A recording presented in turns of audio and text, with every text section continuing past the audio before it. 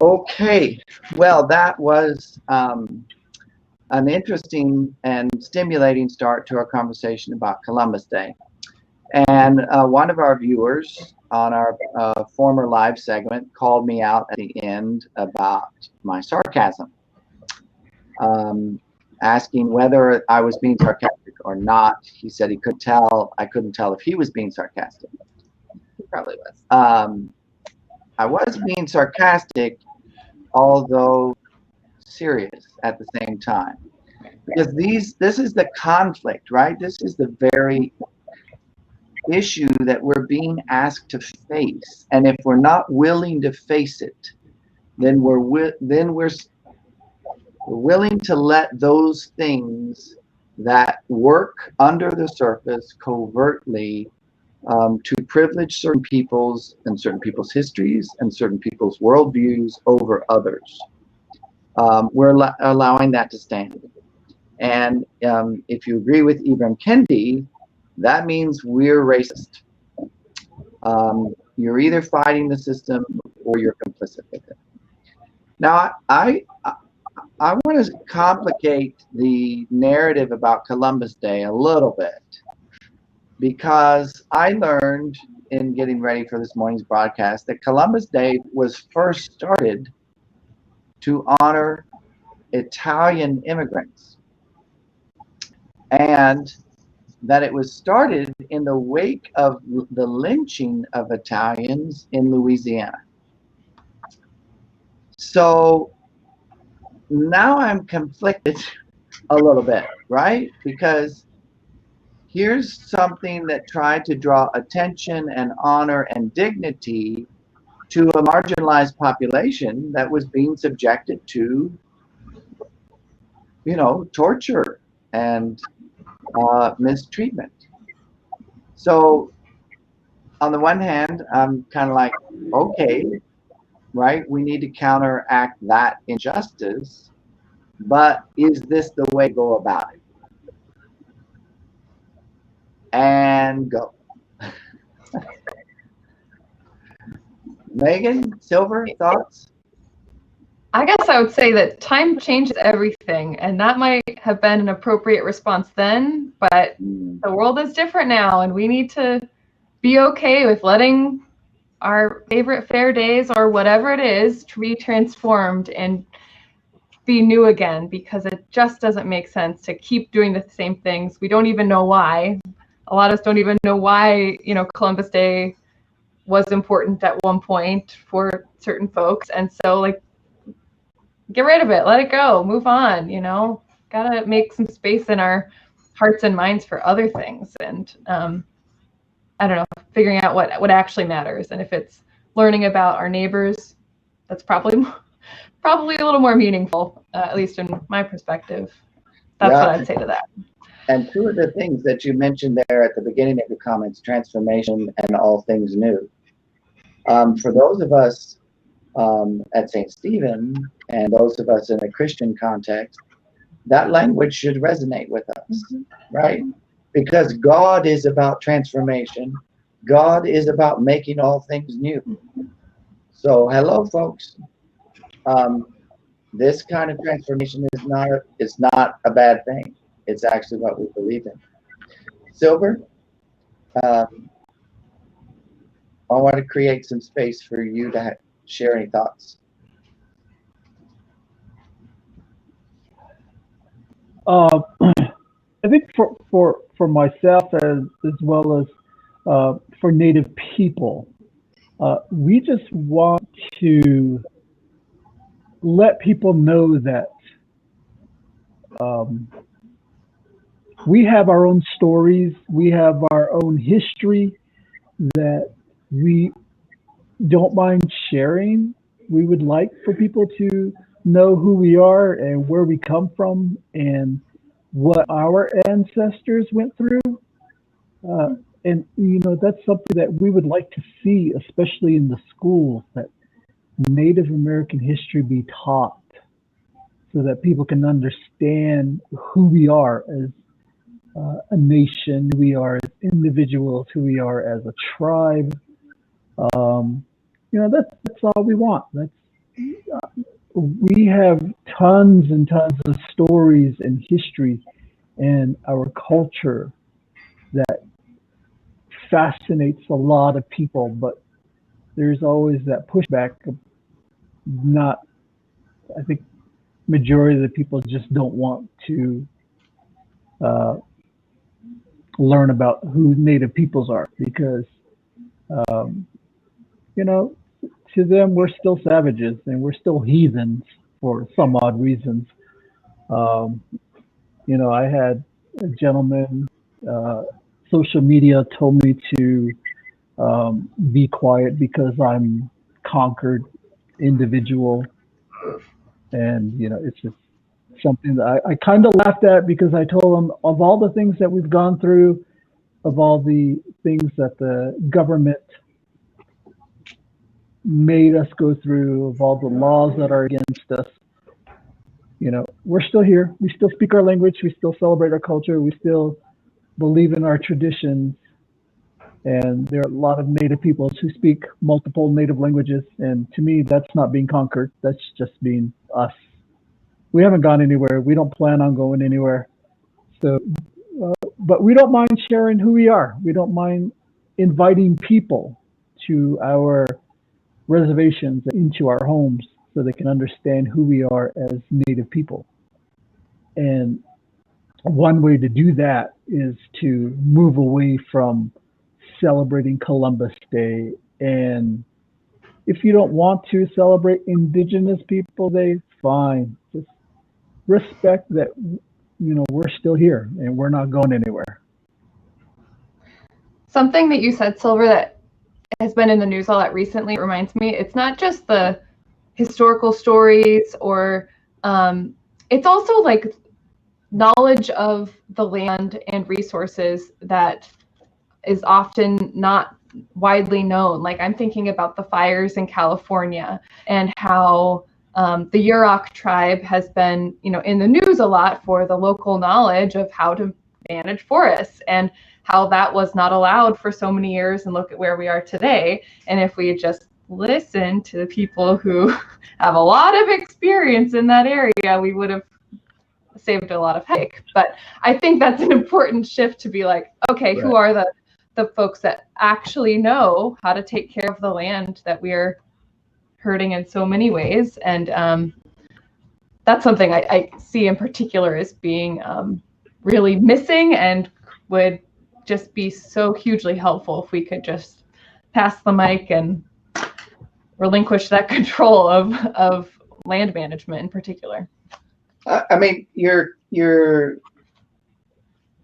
comments are bound up in what we're talking about. Of course, I mean, if you erase everything prior to 1492 and you see time and knowledge developing from that moment forward, then you can't possibly acknowledge that some other knowledge base exists, because you've erased that. It didn't come out of this stream, excuse me, that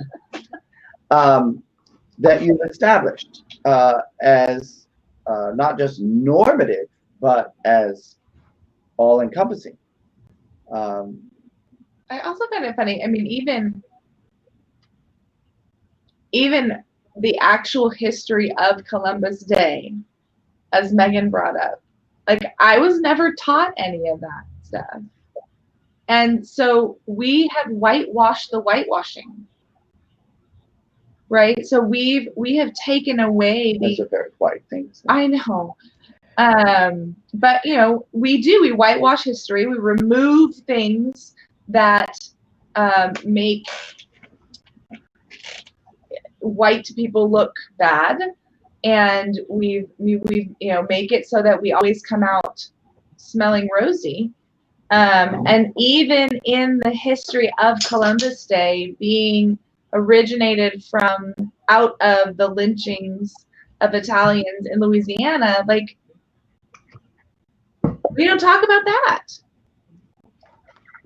I wonder how someone would respond, a defender of Columbus Day, knowing that that this came out of this effort to honor and dignify and esteem Italian immigrants, to say, well, we can't celebrate Columbus Day because all lives matter. Not just Italian lives. Not just Italian lives, right? I see what you did there. What? All lives matter. I said, I see what you did there. Did you see that? I'm wondering, Silver, is there some, I'm not trying to salvage Columbus Day in asking this question, but having unearthed this history of the genesis of this, is there some connection and empathy we can make between the suffering of Italians at the hands of other whites and the suffering of Native peoples, indigenous persons, at the hands of other whites?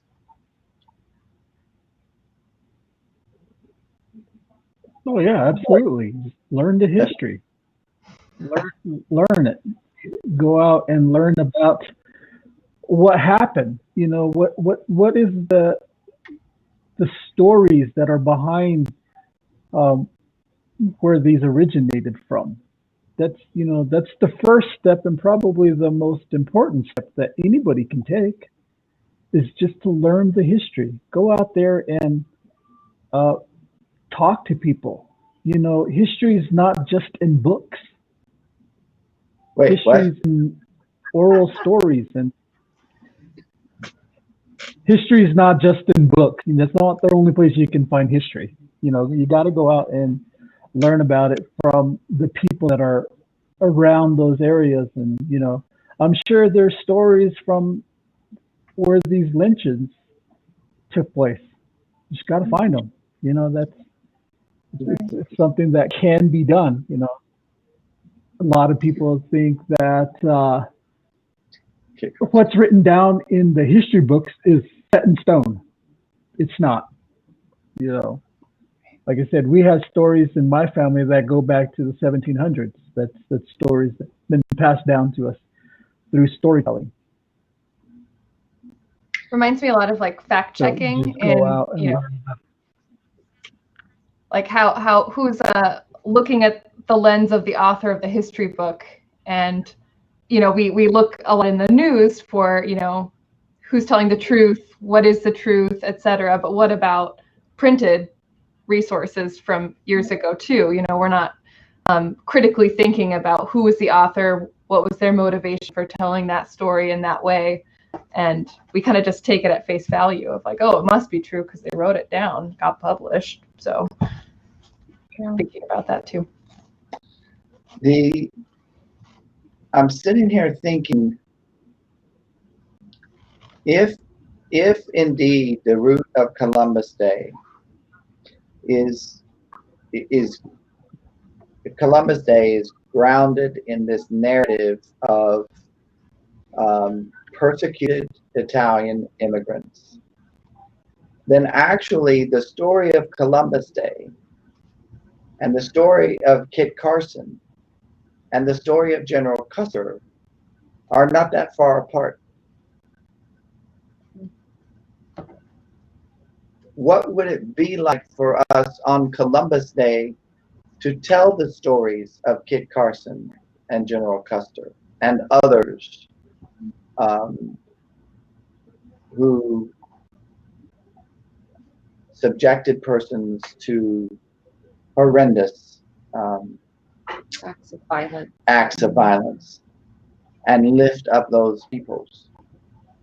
I think that's, I mean, while the effort is called Indigenous Peoples Day, I think that is what is behind the shift, the attempted shift from Columbus Day to Indigenous Peoples Day, is to recognize the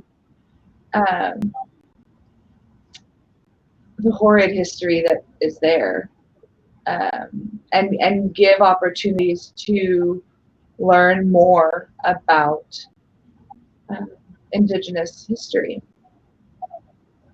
I wonder, well, and Megan, you might also, through your work with SSP, but Silver, if you might have an idea of some resources for people who don't necessarily have a silver, available to them, might be able to look and learn some history of some of the 576 indigenous tribes in the United States.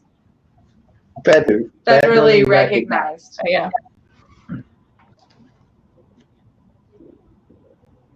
Oh yeah, absolutely. There's a lot of places. If you go online and you type Native American history or Google Native American history, you'll find so many resources on there, and it'll take you to a lot of different places.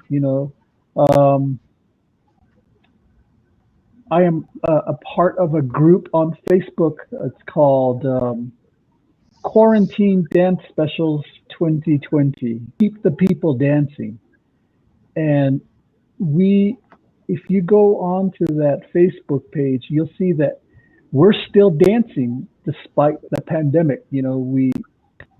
Powwow is something that we enjoy doing. It's a social gathering. We love our songs, but we had a young lady who had this idea to keep our culture going, keep our dancing going. So now if you go online, you see all these people across the United States and Canada, even some coming up from Mexico, and they're posting videos about traditional dancing that's going on. And it's just something that's really connected us together. And tomorrow, I'm sure it's going to be something worth seeing on Facebook. If you go on there to see how many people are still dancing, so many people are still celebrating our culture and tradition and the songs that come with it. So it's a wonderful Facebook group that I am so honored to be part of. And I see all these, from young kids to the elders that are still dancing, and sometimes I get this itch to put on my regalia and go out there and just dance for the people. Maybe I'll do it tomorrow morning. I don't know. Not quite sure if I'll do that, but eventually I will. At some point, I will definitely go out there and put on my regalia and just dance for the people, because it's part of our healing process. It's something that we've been doing for generations, and to share that with people all over the world is just something that is incredible.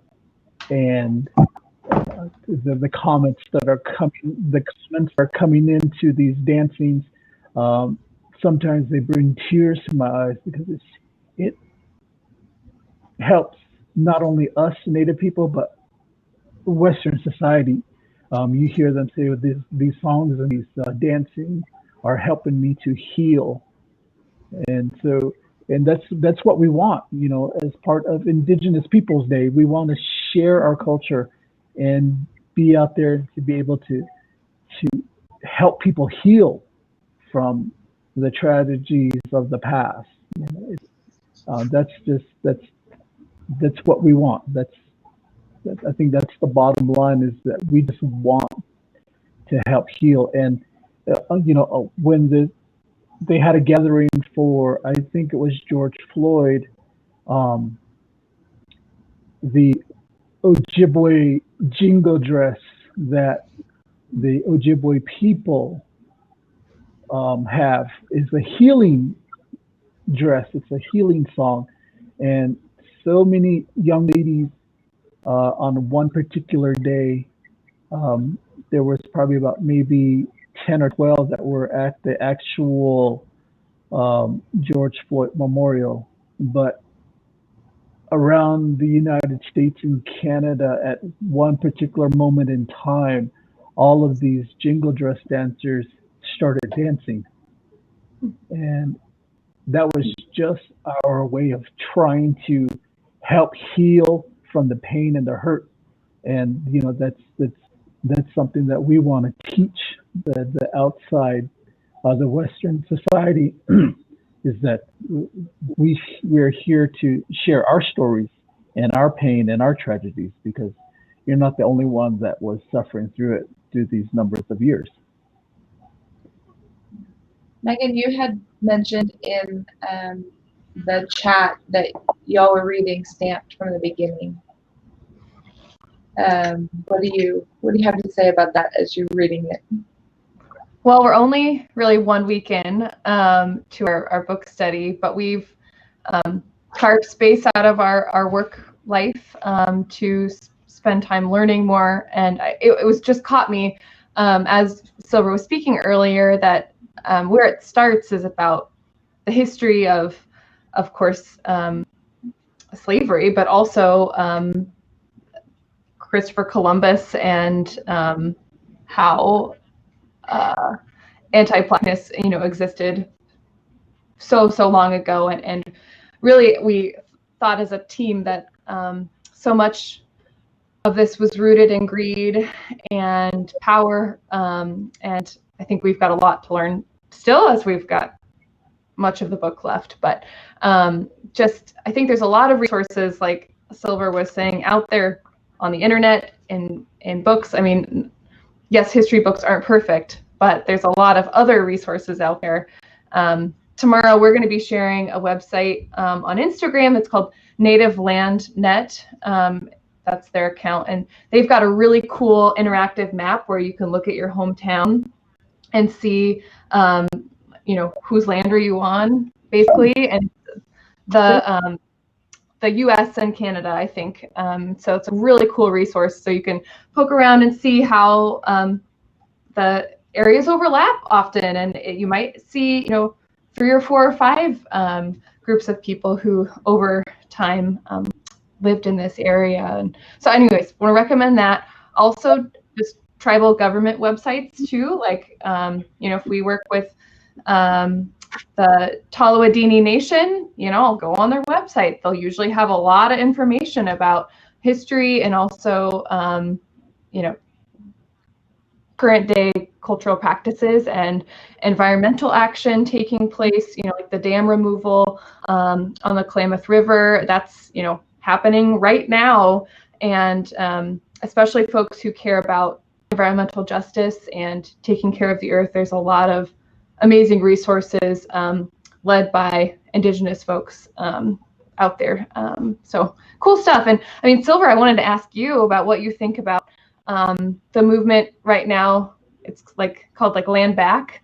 Have you heard about that movement online and how people are? It's really interesting. I don't know if it's just a social media thing or what, but people talking about giving land back to Indigenous folks, and be like, okay, this is not our land. How do we make reparations for that and honor those who came before us? And I mean, I think some of what they're asking is quite significant, and takes it would be a significant shift for people to acknowledge and to make change in their own personal lives to see that happen. But anyways, what about the movement and study of murdered missing Indigenous women? I know that's gaining traction as a major issue in Indian country. Could you speak to that, Silver? Yeah, absolutely. Murdered missing and Indigenous women. Oh gosh.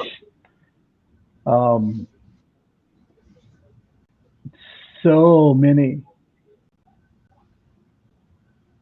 of our Native women, young girls, go missing daily, and it's so hard to prosecute people if they even get caught, because a lot of Indigenous nations are sovereign nations, so the laws about prosecuting someone who has kidnapped or murdered one of our Indigenous sisters and mothers and daughters never gets to see inside a courtroom because of the jurisdictional boundaries that have been in place for so long. And it's something that is finally coming to light. We've been fighting this for years and years, and it's always been pushed aside. No one really even cared about it, but now it's finally gaining traction that we are finally doing something about bringing this serious injustice to the front. And I'm so proud of the people who are behind this and who are continuing to fight every single day to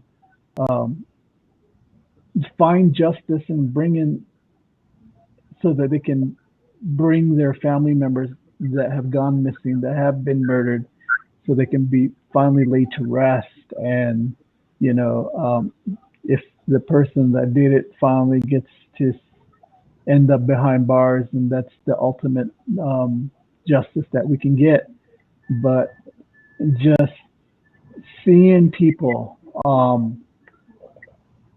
I was surprised to see that one of my friends sent me a link, and I don't remember how many months back it was, but it was just a small clip from the television show The View, and it had Whoopi Goldberg wearing a beaded necklace that was a representation of the missing and murdered Indigenous women. And just watching that small, I think it was like a 2-minute clip, I thought it was the best thing ever to see something like that on national television, to see that it's actually, and she did speak about it. And I don't know how many viewers how many viewers watch that show every day, but I thought that was incredibly awesome. And to see that was, it brings joy to my heart, because we've been fighting for this for so many years to try and get people to see that there is no justice for our daughters and our sisters and our mothers that have gone missing. And we don't know what happened to them. We don't know where they are.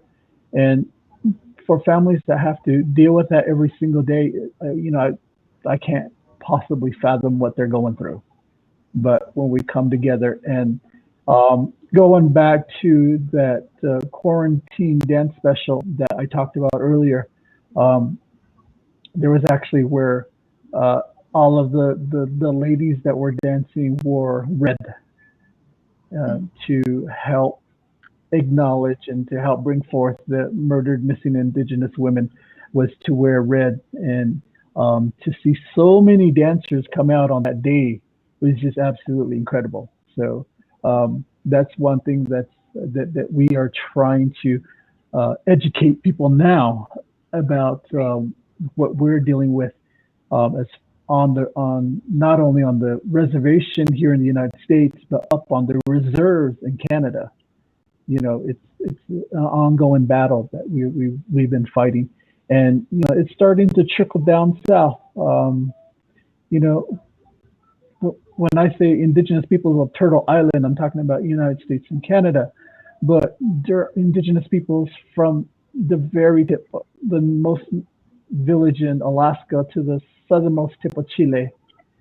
They're Indigenous people, and we all stand together, united as one nation, to help fight the injustices that we have been going through for so many years. So thank you for bringing that up, Megan. That was absolutely a wonderful thing for me to talk about. Appreciate it.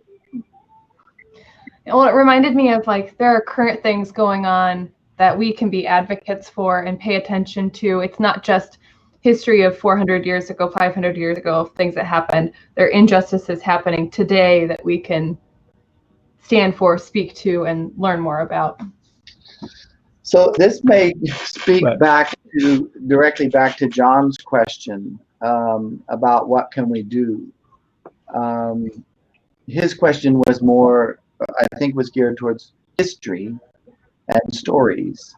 But the other thing that we can do to raise consciousness, as you just pointed out, is to be aware of what's going on right now.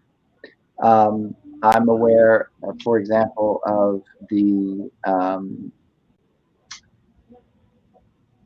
way the pandemic affected our work this summer with SSP. And St. Stephen worked very hard to make over 1,000 masks to send to the folks in St. Wheatlands and oh shoot, Lukachukai. So this is My another hometown. that we can be conscious. I'm wondering, we're almost out of time again, but I'm wondering, Silver, if you can give us an update about how things are going with the pandemic there. Well, I'm not sure how much you guys have been following the Navajo Nation, but at the very beginning of the pandemic, we made national headlines as being the highest infection rate in the United States. We are now the lowest infection rate in the United States. We have done a wonderful job of daily number of cases.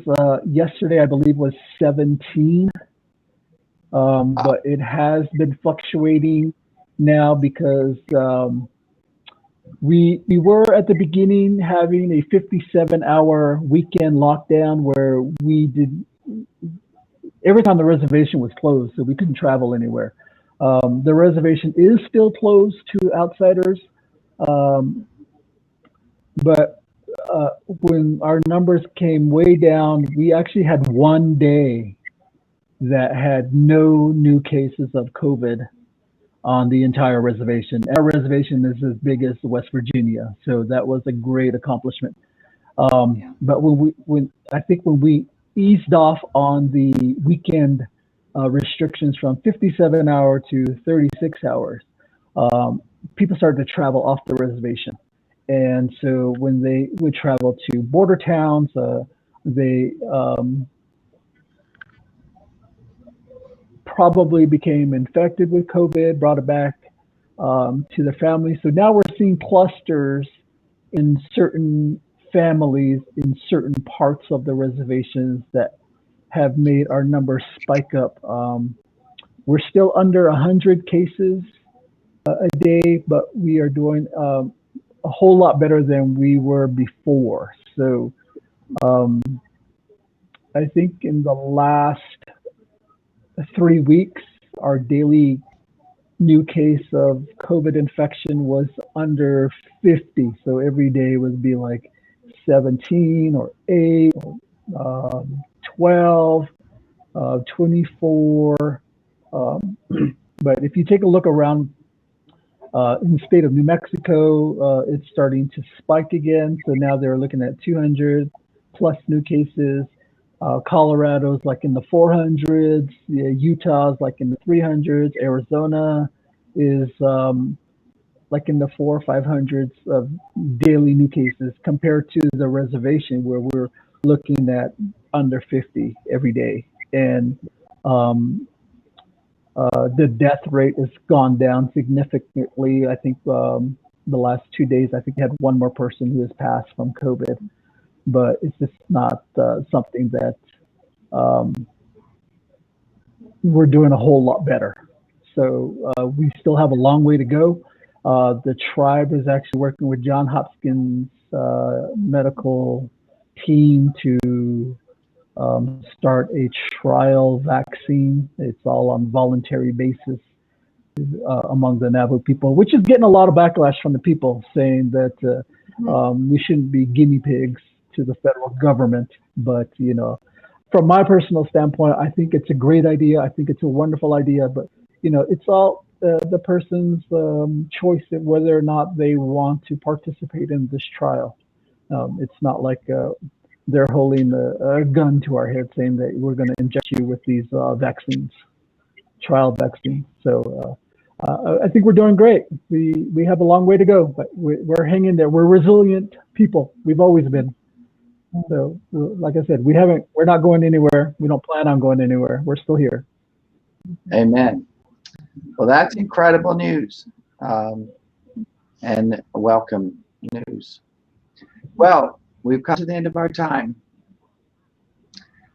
We want to thank you for joining us again for this extended Backstage episode on Columbus Day and how it functions as a covert form of racism and white supremacy. We want to encourage you to keep doing the hard work. Be gentle with yourself, but don't let off the gas. And we look forward to joining us next week for the Black Vernacular. Uneducated? Question mark. We'll talk more about that soon. In the meantime, we wish you peace and prosperity.